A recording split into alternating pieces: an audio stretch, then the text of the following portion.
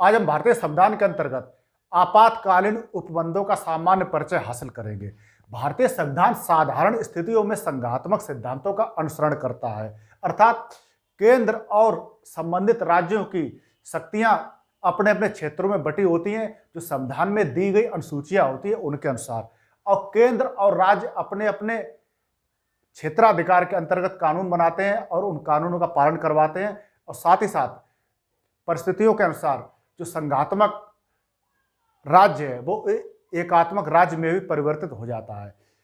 जैसे भारतीय संविधान निर्माताओं ने संविधान जब बनाया था, इस बात का अनुमान किया था कि यदि देश की सुरक्षा खतरे में हो तो संघात्मक ढांचा परेशानी का भी कारण बन सकता है, क्योंकि संघात्मक ढांचे के अनुसार जो राज्यों के पास शक्तियां हैं और केंद्र के पास शक्तियां हैं, तो राज्य अपने क्षेत्रवाद के अनुसार अपने क्षेत्रीय आकांक्षाओं की पूर्ति हेतु विघटन का कारण बन सकते हैं, और साथ ही साथ शक्तियों का विकेंद्रण भी हो सकता है, और शक्तियां एक जगह केंद्रित नहीं रह सकती हैं, और शक्तियां एक जगह केंद्रित नहीं रह पाती हैं, जिससे संघात्मक ढांचा टूट सकता है।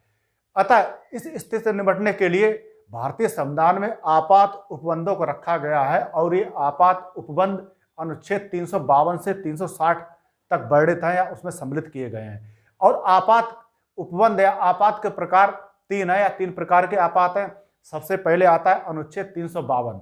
अनुच्छेद 352 के अंतर्गत जो आपात घोषित किया जाता है वो युद्ध, बाह्य आक्रमण या सशस्त्र विद्रोह के कारण घोषित किया जाता है, और इसे सामान्य भाषा में राष्ट्रीय आपात या नेशनल इमरजेंसी भी कहा जाता है। लेकिन संविधान में राष्ट्रीय आपात या नेशनल इमरजेंसी जैसे शब्दों का कोई भी उल्लेख नहीं है। संविधान में अनुच्छेद 352 के अंतर्गत उसका जो शीर्षक है वो आपात की उद्घोषणा है। इसके बाद अनुच्छेद 356 आता है। अनुच्छेद 356 के तहत किसी राज्य में संवैधानिक तंत्र के विफल हो जाने की दशा में घोषित किए जाने वाला आपात आता है। इसे सामान्य भाषा में राष्ट्रपति शासन भी कहते हैं, और कहीं कहीं राज्य आपात शब्द का भी प्रचलन है।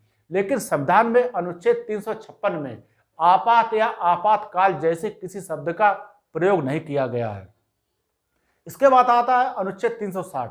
अनुच्छेद 360 के तहत घोषित होने वाला आपात वित्तीय आपात है।